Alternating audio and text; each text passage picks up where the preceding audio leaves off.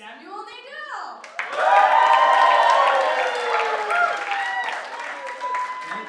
Thank you very much. And thank you to the Carriage House for letting us do this show. This is great, as Leia said. I'm Sam Nadell.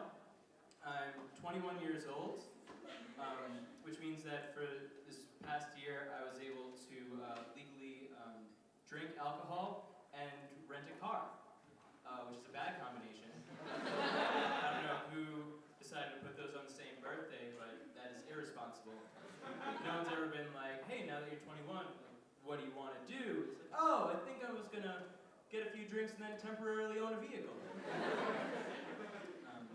But I like being 21. And now that I'm going to bars, it's very clear that there is a distinction between manly drinks and girly drinks. And I don't know why that distinction exists. Oh, I love this echo.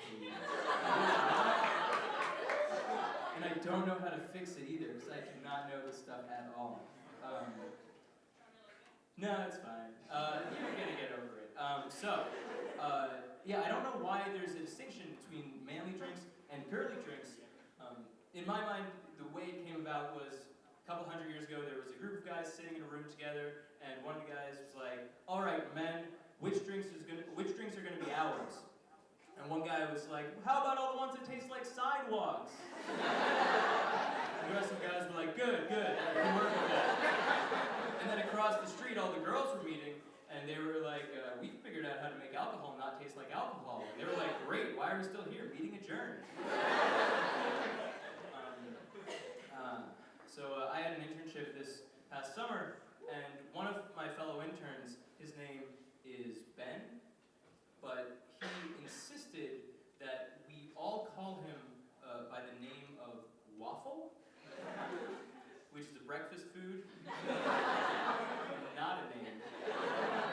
But that was the name he chose for himself. And so, once you get past that initial surprise of someone being called Waffle, it's, fine, people can choose whatever name they want. But he made everybody call him Waffle.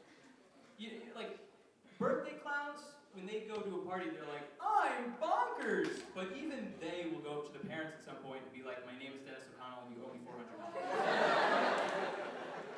Waffle didn't do that. Waffle was always bonkers. But what's even weirder than that was the fact that his name was Waffle, was that I started saying things that I never thought I would have had to say in my life. Like one night early in the summer, I was leaving his apartment, and I said, "Good night, Waffle." And in that moment, I realized that I sounded like a crazy person. And it just kept happening for the rest of the summer, It was just like, "Oh, can you please pass a pencil, Waffle?" It's like what am I saying? "Don't kill the hostages, Waffle." And it's like, what's going on? Like, only one of us is getting out of here alive. It's me or you, Waffle. It's like, I'm insane. It was a fun summer. Growing up, I didn't do too many wild or crazy things. I was pretty contained by my parents, and so, well, let me just say, I wasn't like actually contained. I wasn't like in like a box or a cage or anything. Like my parents are fine. My parents are good parents. Let me make that clear. My parents are good parents. There was no box or cage or anything. I'm fine. I'm great. I'm great. My parents are great. The cage is great. There's no cage. And everything is fine.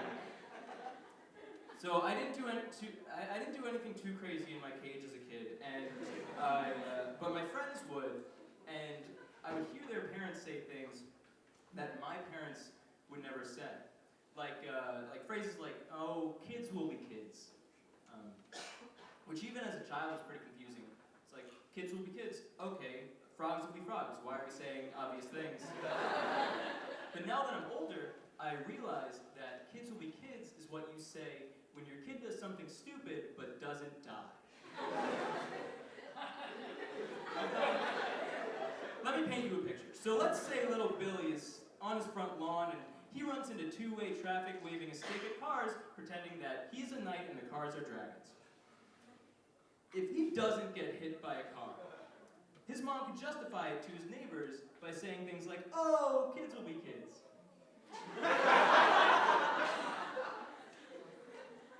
But if she's at his funeral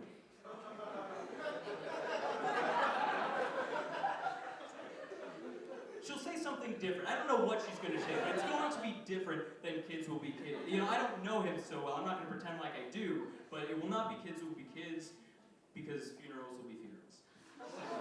Okay, moving on. I don't really like the expression, the early bird gets the worm, because it doesn't even apply to the reality which it's based in. You know, like, the early bird gets the worm. The second bird starves? I don't know what happens. No, of course not. Like, in the wild, if that was true, there would just be like one fat bird. But there's not. It's like the early bird gets the worm, and the second bird gets another worm, and the third bird eats nuts or berries or whatever, and most birds aren't dead.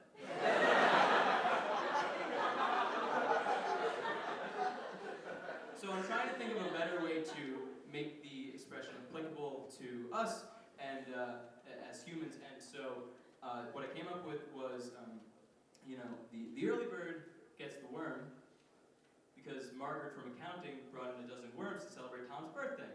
And so the early bird gets the worm, and the second bird gets the worm, and Tom, of course, gets the worm, and eventually the 13th bird shows up, and it's like, what the hell? Why do you guys never leave me any worms? And the first bird is like, because you're always late to work, Frank.